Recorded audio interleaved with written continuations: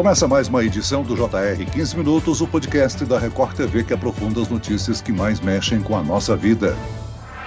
Segundo dados do Instituto Brasileiro de Geografia e Estatística, o IBGE, atualmente o Brasil tem cerca de 9,5 milhões de pessoas desempregadas. Com esse alto número, golpistas se aproveitam para aplicar fraudes, enviando falsas vagas de emprego, principalmente por meio de aplicativos de mensagens. O Brasil é a principal vítima de ataques e golpes virtuais na América Latina. São mais de 1.500 tentativas de fraude virtual por minuto em todo o país. Esses golpes existem por um simples motivo. Eles dão certo. Mas como não se tornar mais uma vítima? E como garantir que uma oferta de emprego seja legítima? E caso você tenha caído num desses golpes, o que deve ser feito, hein? O 15 Minutos de hoje esclarece essas e outras dúvidas com a Luri Solis. Ela é diretora da Brasil Factorial, uma empresa de gestão de recursos humanos e departamento pessoal. Muito bem-vinda ao nosso podcast, Luri. Obrigada, Celso. Um prazer estar aqui. E quem nos acompanha nessa entrevista é a repórter da Record TV, Cleisla Garcia. Ô Cleisla, o golpe do falso emprego não é necessariamente novidade, né? Olá, Celso. Olá, Luri. Muito obrigada mais uma vez pelo convite. Não é mesmo? Como você comentou logo no início aqui do podcast, mais de 9 milhões de pessoas estão em busca de trabalho e os fraudadores sabem disso, se aproveitam, né, Celso, dessa vulnerabilidade para encontrar as vítimas. O isolamento social provocado pela pandemia do coronavírus, entre tantos fatores, fez com que muitas pessoas procurassem esses empregos de forma remota, online, ou seja, daquela maneira que não é muito tradicional, mas passou a ser, né, Celso? E isso virou um prato cheio para os criminosos. Então, só para a gente ter um cálculo, uma ideia, a cada minuto, pelo menos 2 pessoas recebem mensagens para concorrer a vagas que não existem. Luri, então eu te pergunto, quais são, né, se é que dá para a gente falar sobre as modalidades, os tipos de golpes mais comuns desse crime? Os tipos mais comuns hoje em dia, essas falsas vagas de empregos, elas estão vindo muito pelo WhatsApp e pelo SMS. E grande parte dessas vagas, os golpistas usam nomes de empresas já conhecidas no mercado. Então, eles se aproveitam dessas empresas já conhecidas para gerar um pouco da confiança por parte dessa pessoa que está buscando emprego. Agora, Luri, o golpe acontece aí com uma pessoa desconhecida que envia uma proposta de emprego, muitas vezes atrativas, né?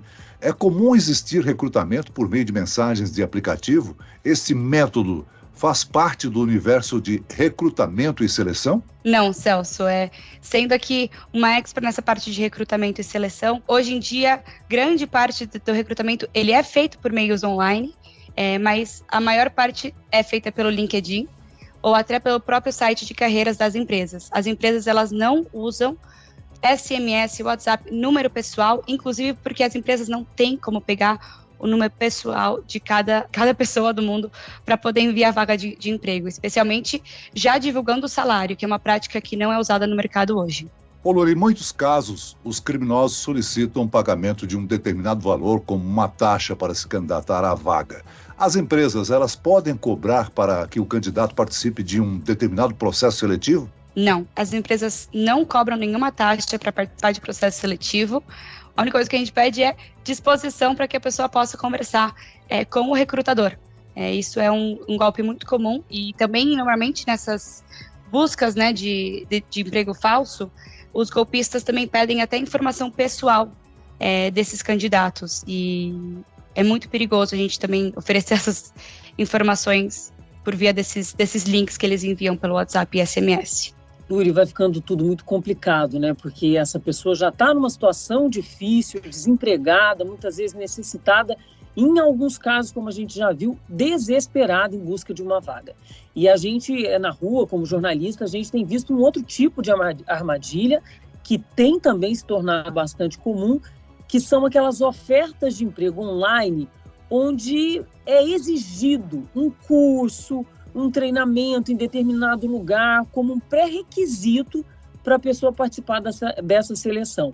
Essa tática, Luri, ela pode ser considerada já danosa ou algumas empresas pedem isso mesmo, que eu faça um curso para eu me apresentar para eles? No mínimo é estranho, né, Lu? É muito estranho. O que as empresas pedem, obviamente, é experiência, podem pedir um conhecimento específico, um inglês, um espanhol, mas que a empresa te envie um link para você pagar um curso, isso não é prática do mercado. Se a empresa quiser realmente desenvolver os colaboradores, depois que um candidato ele é contratado, esse curso, na maior parte das vezes, ele é oferecido pela própria empresa. Então, isso nunca faz parte de um processo de recrutamento. Luri, então só para a gente explicar bem para as pessoas, por exemplo, se eu me candidato a uma vaga, e essa empresa, ela já me pede um treinamento específico.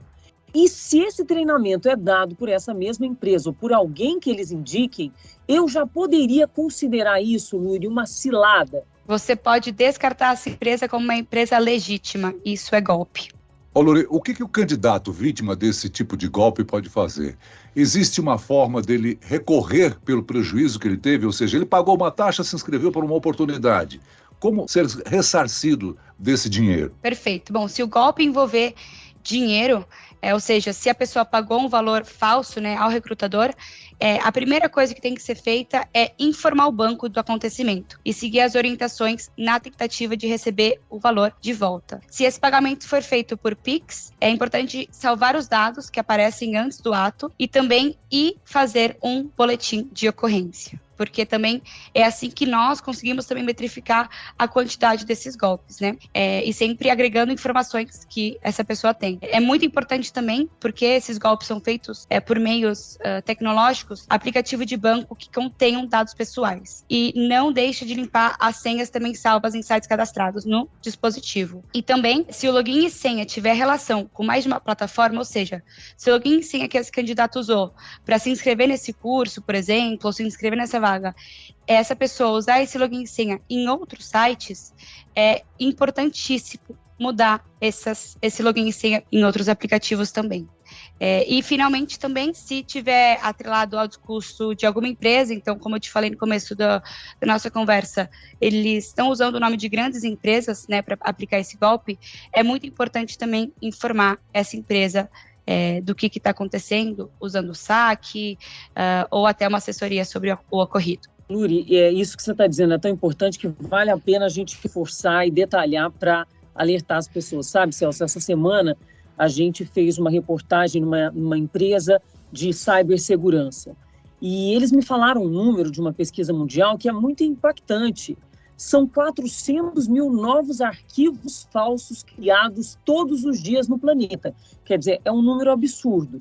Então, Luri, eu te pergunto, na hora de abrir um link, a gente deve dar prioridade para empresas conhecidas, a gente, de repente, deve fazer uma busca ativa, ou seja, não entrar no link, mas entrar no site daquela empresa. Essa postura pode livrar esse candidato de muita dor de cabeça? Com certeza. Eu acho que quando qualquer link é enviado para nós, a primeira coisa que a gente deve fazer é ver o link. Esse link tem letras repetitivas, ele é um link que parece verídico ou não? Essa é a primeira pergunta que a gente tem que se fazer. A segunda pergunta que a gente tem que se fazer é: será que essa empresa realmente está com vagas abertas? Até se a gente está procurando emprego, a gente está nessa busca ativa, é importante também, se a gente for se candidatar para uma vaga, conhecer um pouco da empresa, conhecer a cultura, então sempre se redirecione à página de carreiras dessa empresa.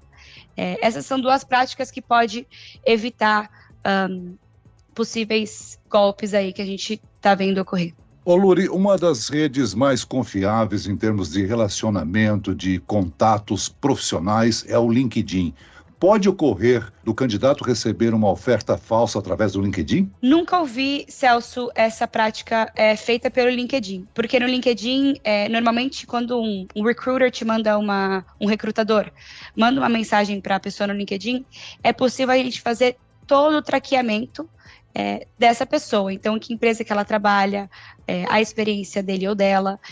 Então, é mais difícil ver esse golpe sendo aplicado pelo LinkedIn, porque a gente consegue reconhecer quem é a pessoa que está me recrutando. Os golpes via WhatsApp e SMS, eles bloqueiam a gente de conhecer quem é a pessoa que está entrando em contato conosco. Agora, quem está em busca de uma oportunidade não deve acreditar em ofertas que parecem boas demais, né?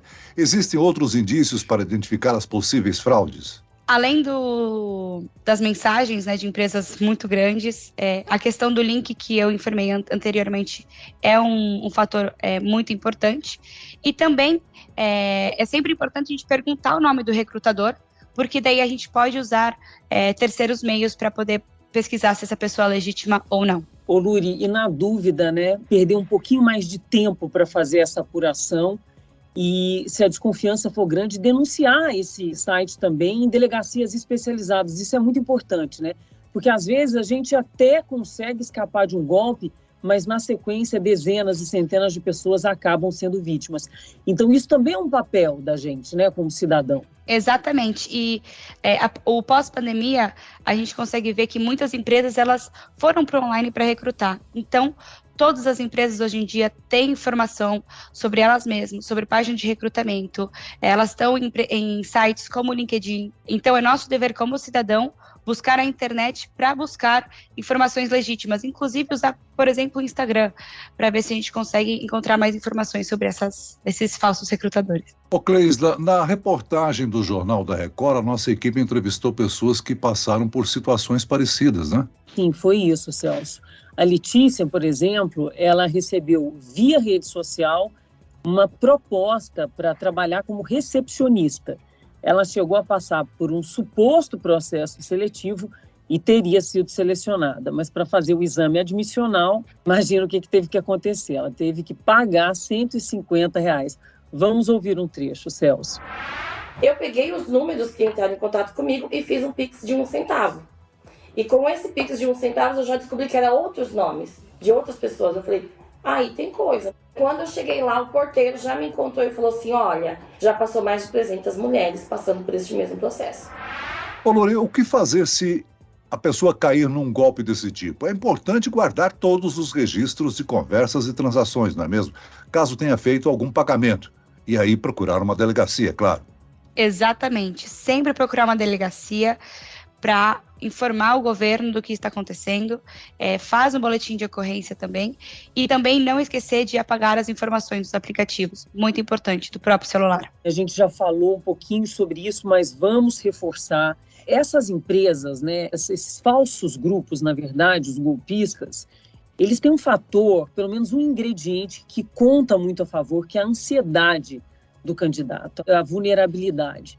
Então, se você tivesse que dar, por exemplo, assim, 3 dicas para a pessoa que está procurando um emprego, mas que tem muito medo ou pouca habilidade com a internet, tem como alguém mediar isso? O que ela pode fazer, Luri?